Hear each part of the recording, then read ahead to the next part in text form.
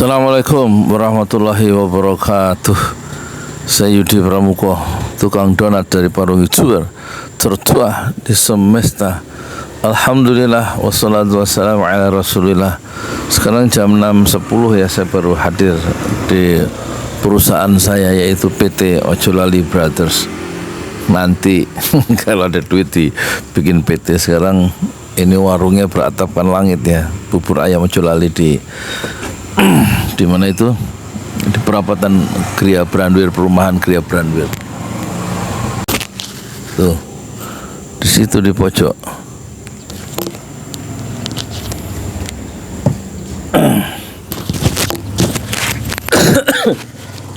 Jadi kita bicara aguan ya.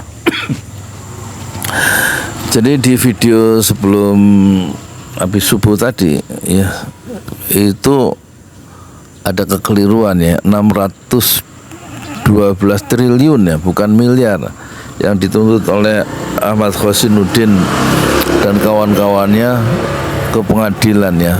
Yang dituntut dua orang, Jokowi dan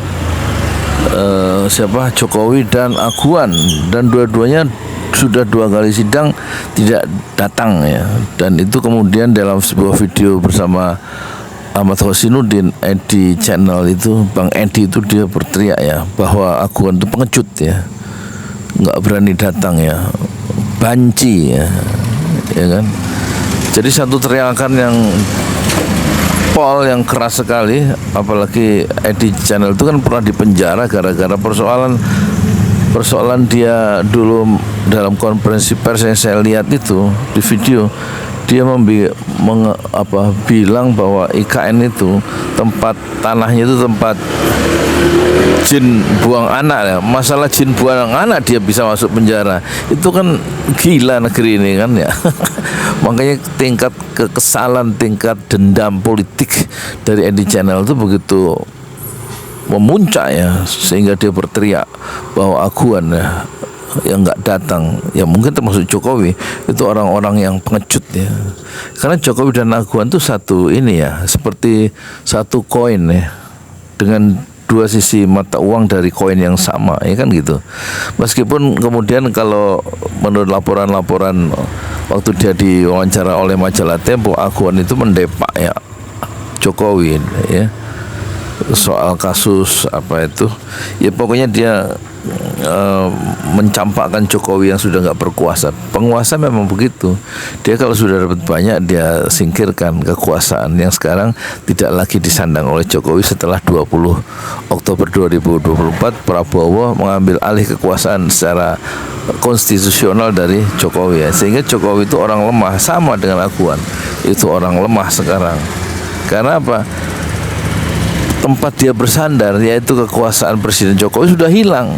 Orang yang bersandar terhadap tembok kekuasaan, ketika tembok itu rubuh, dia ikut rubuh. Nah sekarang dia tidak berani muncul kan, kecuali dia waktu itu muncul dengan terus terang ke majalah Tempo, mau diwawancarai Tempo dengan cara ya membersihkan dirinya sendiri, bahwa dia membangun IKN itu dalam rangka untuk menyelamatkan muka presiden. Tapi orang lupa bahwa Jokowi kemudian sebelum di akhir kekuasaannya sekitar bulan Mei mengeluarkan satu hadiah yang besar, yaitu PIK 2, kompensasinya masuk dalam proyek strategis nasional. Dan ini yang membuat rusak semua urusan, yang membuat Prabowo akhirnya turun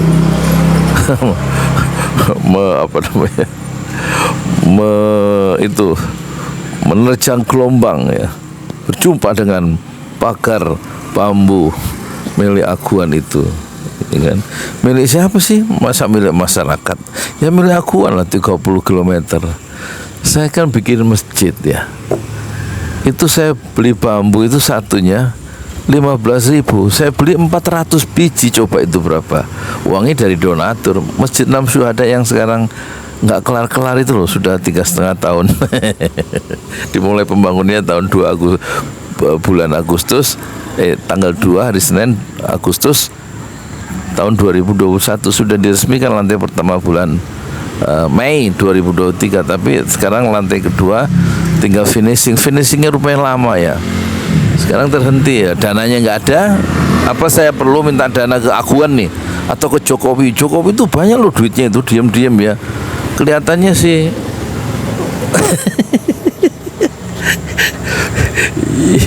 dalam proses hilirisasi pabrik nikel apa dia nggak punya golden share itu ya, mesti punya saham ya, golden share, nggak mungkin nggak dia penguasanya.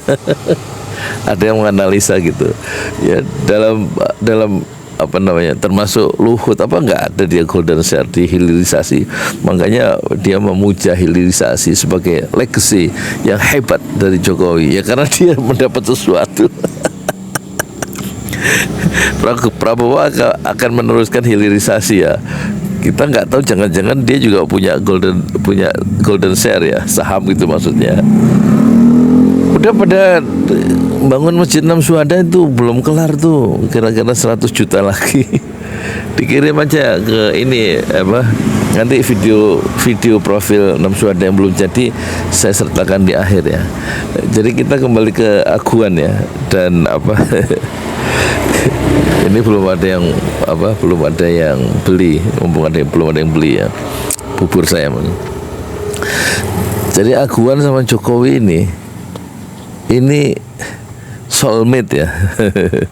Satu mengandalkan kekuasaannya yaitu Jokowi, dan kedua yang satu mengandalkan uangnya ya kan. Pertanyaannya ya sekarang apakah mereka berkawan? Kalau Jokowi masih berkawan dengan Luhut ya, mungkin lewat anaknya yang memiliki saham bersama Luhut ya. Ya sudahlah, nggak usah dibahas. Pokoknya nasib Aguan dan nasib Jokowi itu kita lihat ya sampai mana. Kalau di dalam Al-Quran, Allah itu ghafil, nggak akan lupa ya, nggak akan lupa terhadap kezoliman yang dilakukan oleh manusia. Dia nggak akan membiarkan kezoliman itu tanpa ada balasan. Dibalas oleh Allah kezoliman itu saat orang itu masih hidup ya. Dan tenang aja, sebagai orang beriman itu Allah itu nggak lupa ya, bahwa kezaliman itu ada balasannya. Dan itulah satu keyakinan yang dimiliki oleh para pejuang-pejuang kebenaran, bahwa kebatilan itu tidak ada hakikatnya, dan kebenaran itulah yang akan menang ya. Kalau kebenaran datang, maka kebatilan itu akan berantakan dan akan disepir, akan lenyap ya kan. Jadi tinggal kesabaran di dalam berjuang, ketabahan dan tebalnya keimanan di dalam perjuangan untuk meruntuhkan kezaliman. Sekarang bagaimana menurut Anda ya? Prabowo ini menghadapi Aguan, Prabowo menghadapi Jokowi. Padahal fotonya kita lihat, sebelah kiri Prabowo, sebelah tengah Jokowi, sebelumnya Aguan. Jadi sebenarnya Prabowo itu mengenal siapa itu Aguan, dan dia sekarang di dalam perahu, dia pura-pura tidak tahu di jalan Allah. Ini Masjid 6 Syuhada lagi dikunjungi sama Ketua Hilmi. Modal awalnya berapa Pak Yudi Pramuko? 750.000 rupiah aja. Jadi ini 500 jutaan nih barang. Sekarang udah habis 310. Masya Allah, tuh udah pakai keramik, plafonnya tinggal granit tuh kayak marmer tuh. Masya Allah nih, sampai juga kita ke sini. Masjid 6 Syuhada, ngapa namanya Masjid 6 Syuhada ya, Pak Yudi? Kita mau mendokumentasikan perjuangan dakwah nama anak muda pengawal Habib Rizik Syihab itu. Masya Allah. Yang dibunuh sama orang jahat di kilometer 50. Kilometer 50 ya. Itu kan simbol memperjuangkan dakwah itu kita harus memberikan segalanya untuk Islam kan ya. Masya Allah. Islam. Dan nama anak muda itulah yang sudah memberikan segalanya untuk Islam. Masya Allah. Apa nanti nama pemuda itu ada juga di sini mungkin diterangkan? Mungkin 6 aja, 6 syuhada. 6 aja. syuhada itu, Iya. 6 syuhada dipasang di sini, 6 syuhada. Bipali, apa yang dikomentarin dari ini semua, Bipali? Masya Allah, luar biasa. Dari uang 700.000, kalau pengen ternyata bisa. Bisa. Allah kirim. Tuh, bisa. Ya, dengan masuk satu gang kecil, tapi Bapak ini luar biasa. Kecil tuh. Oh, Masya Allah ya. Satu call aja. Masya Allah, perjuangan Pak Yudi Pramuko, YouTuber sejagat paling tua. Tertua di semesta. Tertua di semesta. Masya Allah. Tukang donat. Tukang donat. Tukang donat dari Paru. Ini saya laporkan dari lapangan ini, langsung dari Masjid Anam Syuhada. Masya Allah. Dan ini dia. Dalam lihat ah. Tuh, lihat tuh masjidnya. Tuh imamnya di situ tuh. Malam-malam lagi kita. Masya Allah. Masih kurang nih. Atapnya katanya transfer aja. Masjid Anam Syuhada sebentar lagi selesai. Dinding lubang angin sebagian sudah terpasang, lantai 2 dan kemudian plafon termasuk lantai bukan keramik, granit 150 dus bersama tiang-tiang yang ada 16 setinggi 4,5 meter. Kemudian finishing terakhir adalah tangga menjebol atap ya, lantai pertama untuk masuk ke lantai 2. Inilah Masjid Anam Syuhada.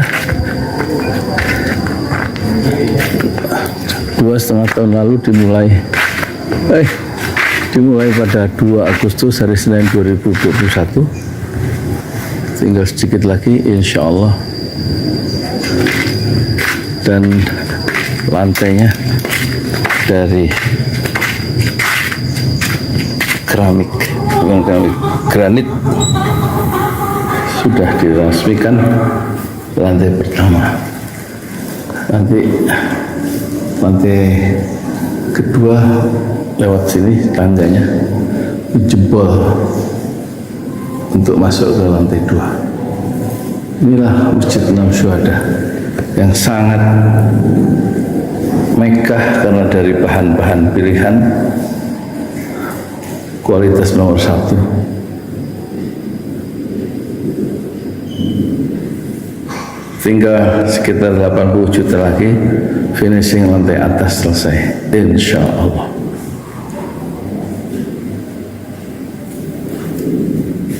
Ya, inilah Masjid Anam Syuhada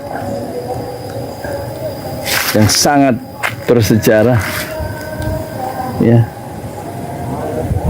dalam sejarah dakwah Indonesia modern, insya Allah, karena ini dibangun dalam konteks kezaliman rejim penguasa yang sudah membunuh 6 santri dari front Laskar Front Pembela Islam, dan kita abadikan pengorbanan dan perjuangan dakwah mereka sehingga kita sebut namanya Masjid Anam Syuhada. Mereka mengawal perjalanan dakwah gurunya Habib Rizik Syihab, dan mereka dicegat oleh orang-orang jahat di kilometer 50. Saya Yudi Pramuko, tukang donat dari Parung Juber, tertua di semesta fasbir sabrun jamila. Bersabarlah dengan kesabaran yang indah. Assalamualaikum warahmatullahi wabarakatuh.